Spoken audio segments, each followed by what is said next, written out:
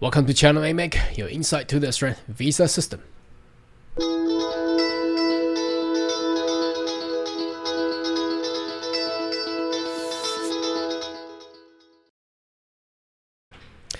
day everyone, my name is Carl Yang, your online YouTube visa consultant.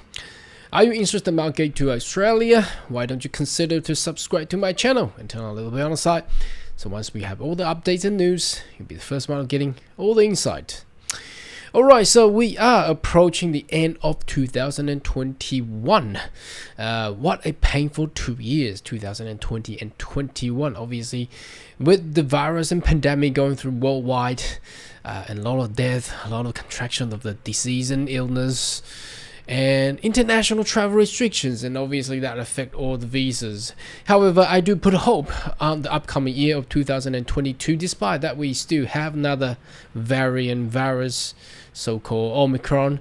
But I don't think that's going to affect too much of the border opening for Australia, and also for all the policies that's going to open up for the visa and migration pathways in 2022. So why don't I have a prediction and estimation of what will come in 2022 in this video.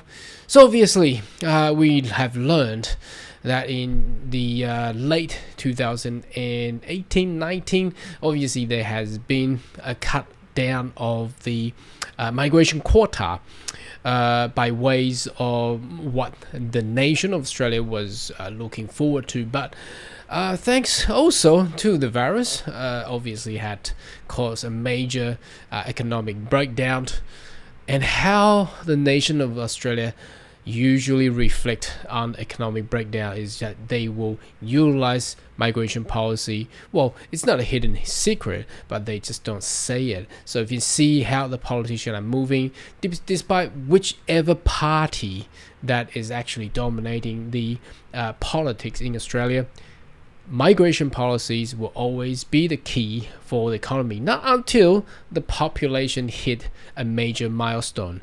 Anyway, let's have a look. I've got some information about the recent changes and things, and how we actually foresee a regional skill migration. So if you are interested about skill migration, here are some key points which the visa that I'm going to talk about today might not 100% fit with your criteria, but it is an indication of what is expected and what is coming up in 2022. All right, so the first four is on the this one is the 1st of November. Now obviously there has been a lot of news and medias and publications of the government officials, start from Prime Minister and to the immigration of Minister of Immigration, Minister of Education, all came out talking about how they gotta save the economy, save the international education. So on the 1st of November, this is actually an announcement from the Minister of Immigration himself, Alex Hawke, the Member of Parliament. Now this one is talking about Hong Kong pathway. Now I know there are some Hong Kong viewers, and you might not be Hong Kong citizens, but this is an indication as well. Although it's a pathway for Hong Kong, as you know what happened to Hong Kong back in these 2 years with the national security law enforced by the government over there and connected to the Communists of China. Now the indication I want to talk about is the pathway has two pathways. Now what does this tell us? Basically, you can go on 189, and that requires you to stay and live continuously for 4 years. Well, that's fine. But 191, it gives the privilege, if you stay and work and live in regional Australia, all you require is going through only 3 years. So that is 1 year less. So that actually drives a lot of Hong Kong migrants would rather go into regional Australia, because that's saved 1 year. You may say 1 year is really nothing, but it's still a preferential choice that is showing an indication of regional migration will still play a major key. Okay, not on just this one, but also remember back I think 2 months ago, they have adding additional law to actually allow Section 48 bar to actually lodge regional and state nomination, which is also related to regional as well. So you can see that's all connected to regional.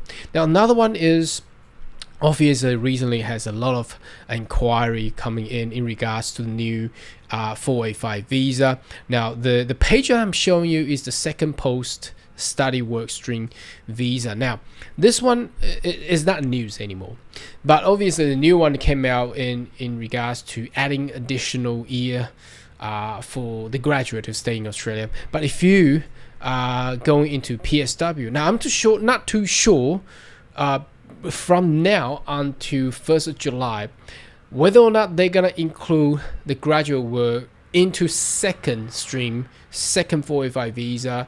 We don't know yet, but it's possible. Now the only criteria required for second 485 visa is that you have to be in regional. You study in regional, and then after you graduate, you stay in regional. So again, regional Australia will still play the key here. That what I'm telling you is from a lot of different sides of visa categories, we could actually indicate where the trend is, where the trend at 2022, although we are expecting a lot more migration quota for 2022. But if you do pick regional, you'll have a much better success. Now over the past month and year, we have noticed that the regional and the state nomination has become a key. Now obviously state nomination plays a key role for regional skill migration. So what we're going to talk about and what we're going to foresee is, for example, Western Australia, and the big player is the South Australia. So the next web page that I'm going to show you, obviously I've done a very detailed, extensive video on the South Australia's migration pathway, so you might want to relate to that video there. But what I'm showing you is South Australia as a regional state. They have actually opened up for all types of occupation that you can think of, and if you study in South Australia and you work in South Australia, you're welcome. They will be actually inviting you to stay and migrate in Australia. So again, regional plays a key. Now the last state that I had to update about was the state of Queensland, which they did not do anything from the 1st of July, which is generally most of state and territory will do as a new financial year, to announce their new criteria for the state nomination. Queensland took the very last step, and as you can see, it's an indication again. Now Queensland's website has been designed phenomenally. I just love this website with all the video feature in that.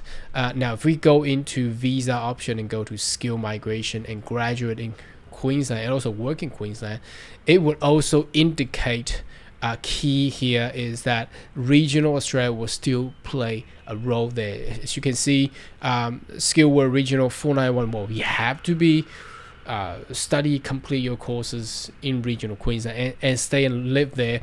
And also the 491 for small business owner as well, it's only play for regional as well. But obviously for Queensland, regional has included Gold Coast in there as well. So in 2022, what is the key there? Now if you do want to migrate to Australia, choosing regional apart from those big cities like Sydney, Melbourne and Brisbane probably will be a wise way to go for, because you actually get your qualification and you also get options to actually migrate there.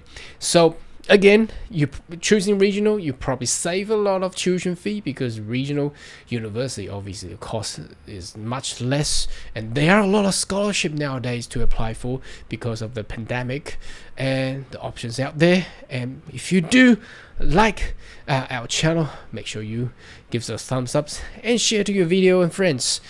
Anyway, should you have more question, query, more than welcome to leave a comment right down below, and I see you next video. Goodbye.